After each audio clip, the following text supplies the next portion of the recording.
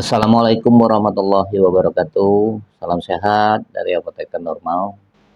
Saya ingin melakukan koreksi sedikit tentang apa yang saya ceritakan pada video sebelumnya, bahwa ketika saya masuk di perkuliahan itu ada yang namanya ospek.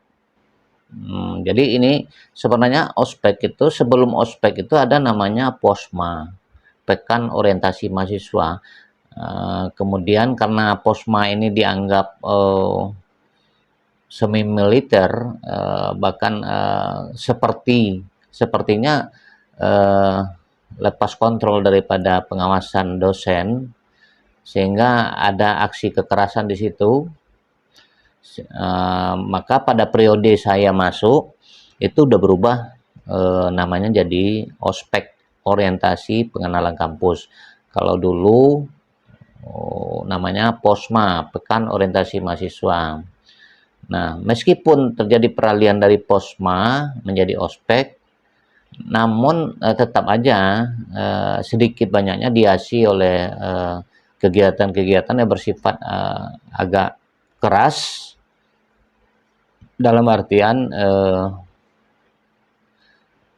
setiap instruksi yang diberikan oleh para senior ada nuansa-nuansa kekerasan di situ.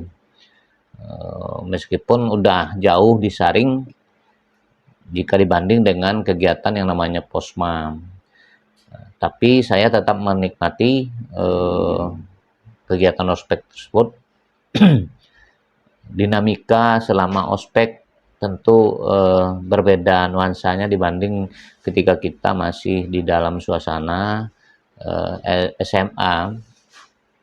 Ada satu cerita yang sangat menarik ketika saya ospek. Ya maklum, dimanapun kampus biasanya seperti itu. Saya mengalami yang namanya sedikit kekerasan ketika saya harus masuk melalui lorong bawah meja. Di situ para senior saya memperlakukan saya ya di luar batas. Dia nginjak tangan saya nih, tapi setelah dia nginjak, dia berhenti, dia ngelihat. Nah, mereka suruh saya bangkit. Kemudian ketika itu kan saya masih aktif melakukan kegiatan olahraga karate, sehingga tonjolan daripada tulang-tulang tangan ini kan berbeda dengan orang yang tidak latihan. Mereka jadi bahan pertanyaan, kenapa ada ini gitu. Saya bilang saya memang pelatih karate. Alhamdulillah, karena memang ada kelebihan seperti itu, ya saya tidak menjalani aksi-aksi yang sifatnya kekerasan. Saya disisihkan, disuruh masuk duluan. Nah, itu pengalaman dan dinamika saya selama menjalani ospek. Nah, di ospek itu mereka akan mencari dan memilih mahasiswa-mahasiswa yang mempunyai kegiatan yang sifatnya menunjang aktivitas perkuliahan.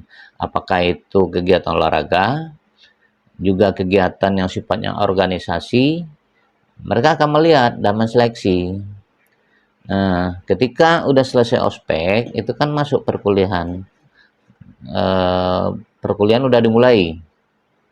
Nah, saya ternyata dipilih salah satu yang menurut mereka adalah ada orientasi ke mahasiswa, maksudnya aktivitas kemahasiswaan.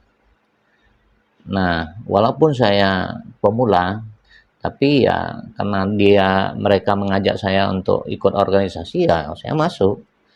Bahkan saya pernah menduduki sekretaris umum di Himpunan Mahasiswa Farmasi Universitas Andalas. Aktivitas ini sebenarnya secara tidak langsung ini sangat bermanfaat. Kenapa?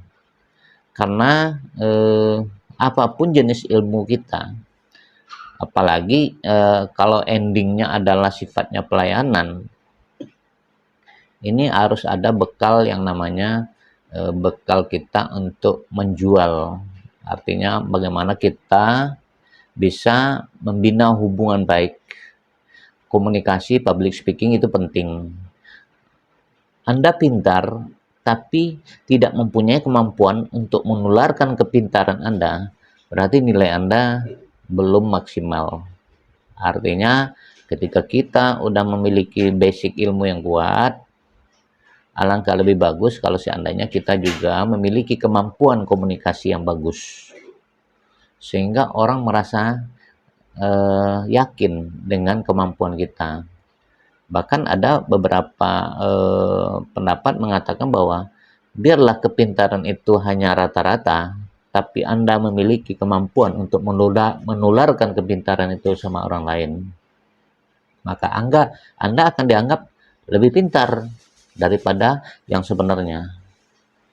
Ini pembekalan seperti itu biasanya pertama kita dapatkan dari organisasi, baik itu organisasi yang sifatnya kemahasiswaan maupun organisasi yang sifatnya olahraga, karena kita dibentuk dan ditempa untuk mempunyai kemampuan leadership, kemampuan memimpin,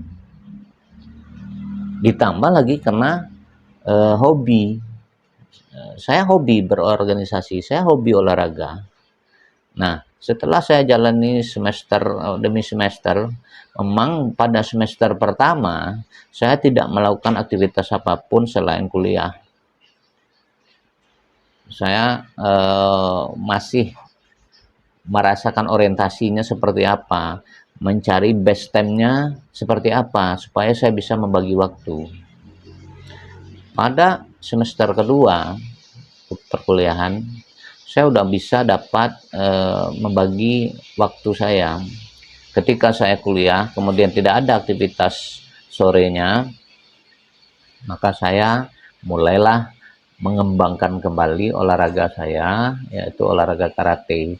Meskipun di kampus saya belum ada, saya bergabung di tim karate kampus IKIP, institusi keguruan itu. Nah, saya berlatih di gornya IKIP Padang. Nah, akibatnya apa? Saya juga bergabung dengan tim karate dari IKIP, belum membawa nama kampus saya UNAN. Waktu demi waktu berjalan, akhirnya saya juga mempunyai inisiatif untuk bagaimana bisa olahraga karate ini masuk di kampus saya. Ketika periode penerimaan mahasiswa baru berikutnya tahun 86, udah seleksi mahasiswa, terus mengadakan yang namanya ospek juga, maka ketemulah teman-teman atau adik-adik saya yang juga memiliki hobi yang sama dengan saya, itu karate. Nah, dengan demikian kita nyamakan persepsi, kita giring ini karate ini masuk ke kampus FMIPA UNAN waktu itu. Nah, saya termasuk salah satu pelopor berdirinya tim karate di FMIPA UNAN. Ada lagi dua teman saya dari jurusan biologi dan fakultas teknik. Tidak itu saja kegiatan saya. Setelah itu saya juga mungkin saya tidak mengatakan bahwa diri saya pintar, tapi saya mempunyai kesempatan untuk menjadi dan dipercaya oleh dosen untuk menjadi asisten di laboratorium, baik itu laboratorium fisika maupun laboratorium formulasi. Nah, ini ada nilai tambah bagi saya. Nilai tambah yang saya harapkan adalah tentu finansial, karena saya dengan segala keterbatasan melakukan aktivitas perkuliahan itu, ketika dapat peluang untuk menambah rupiah walaupun sedikit, alhamdulillah bagi saya itu sangat berarti. Nah, mulailah aktivitas itu saya jalani dengan membagi waktu. Ketika saya harus masuk sebagai pengawas di laboratorium, maka aktivitas saya di olahraga dikesampingkan dulu. Ketika kosong, saya olahraga. Nah, mungkin kalau saya banding dengan teman-teman seangkatan saya di farmasi, saya bukan tipikal orang yang kutu buku, yang notabene orang yang kuliah di farmasi dan kedokteran adalah sama dengan hal orang yang benar-benar minded dengan buku, duduk baca buku, di rumah baca buku, di kampus baca buku. Kalau saya mungkin tipikal orang yang berbeda. Saya tidak terpaut dengan buku karena saya orangnya lebih fleksibel. Dari teman seangkatan banyak yang tidak melakukan aktivitas seperti saya. Saya hobi olahraga, hobi organisasi. Kemudian di akademis juga saya sebagai asisten di laboratorium. Nah, ini jarang dilakoni oleh teman-teman saya. Teman-teman saya lebih banyak berorientasi kepada ya pendidikan formal itu aja. Bahkan kegiatan saya selama jadi mahasiswa itu bisa saya ceritakan kepada siapapun. Saya adalah termasuk salah satu mahasiswa yang kesehariannya itu habis di kampus. Kalau enggak kuliah, sebagai asisten di laboratorium olahraga, bahkan pernah tidur di kampus sama teman-teman organisasi. Nah, ini mungkin ketika waktu kita lakukan itu orang melihat sesuatu hal yang mubazir, tapi ingatlah bahwa eh, ilmu yang didapatkan itu bukan hanya bersifat formal. Ada ilmu organisasi, bagaimana kita bisa memberikan kontribusi sesama kita. Kemudian ada ilmu leadership di situ, ada ilmu mengenai public speaking, lengkap untuk melengkapi daripada basic ilmu yang kita miliki. Alhasil artinya apapun disiplin ilmu, percayalah bahwa public speaking mempengaruhi ketika Anda dinyatakan orang memang memiliki potensi. Oke, next time saya akan menceritakan lagi dinamika atau perjalanan apa aja yang saya nikmati selama perkuliahan di jurusan farmasi Universitas Andalas. Terima kasih. Salam sahabatku apoteker Indonesia.